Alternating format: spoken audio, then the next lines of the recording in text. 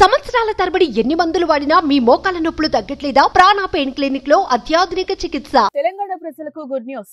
లక్షలాది మంది ఎదురు చూస్తున్న రోజు వచ్చేసింది. 2023 అసెంబ్లీలో కాంగ్రెస్ ప్రభుత్వం గెలిచాక ఎన్నికల్లో ఇచ్చిన 6 గ్యారంటీ హామీల్లో పలు పథకాలను అమలు చేస్తోంది. మహిళలకు ఉచిత బస్సు ప్రయాణం, రాజీవ్ ఆరోగ్యశ్రీ, 500 రూపాయలకే గ్యాస్, 200 యూనిట్ల వరకు ఉచిత విద్యుత్ పథకాలను అమలు చేస్తున్నారు.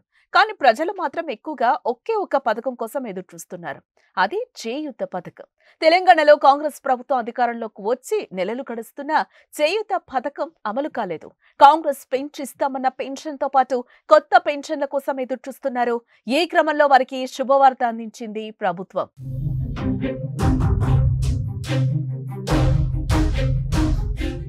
తెలంగాణలో కొత్త పెన్షన్ల కోసం ప్రభుత్వం కసరత్తు మొదలెట్టింది. రాష్ట్రంలో కొత్త సామాజిక పెన్షన్ల మంజూరు కోసం అర్హుల జాబితాను తక్షణమే సిద్ధం చేయాలని రాష్ట్ర పంచాయతీరాజ్ గ్రామీణాభివృద్ధి శాఖ మంత్రి సీతక్క అధికారులకు కీలక ఆదేశాలైతే జారీ చేయడం జరిగింది.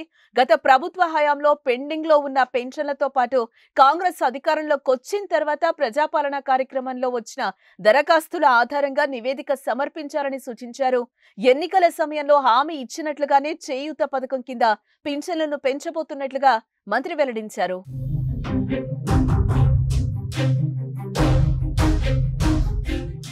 రాష్ట్రంలో ప్రస్తుతం వృద్ధులు, వితంతువులు, ఒంటరి మహిళలు, వికలాంగులు, డయాలసిస్ రోగులు, ఎయిడ్స్ రోగులు, గీత కార్మికులు, బీడీ కార్మికులు, స్టోన్ కట్టర్లు, చేనేత, ఫలేరియా రోగులకు పింఛన్లు అందజేస్తున్నారు. ఆస్ట్రా కింద 2016 రూపాయలు, దివ్యాంగులకు 3016 రూపాయలు ఇస్తున్నారు. ప్రస్తుతం కాంగ్రెస్ ప్రవేశపెట్టిన చేయూత పథకం అమలైతే వికలాంగులకు 6000 రూపాయలు, ఇతరులకు 4000 రూపాయలు అందనుంది.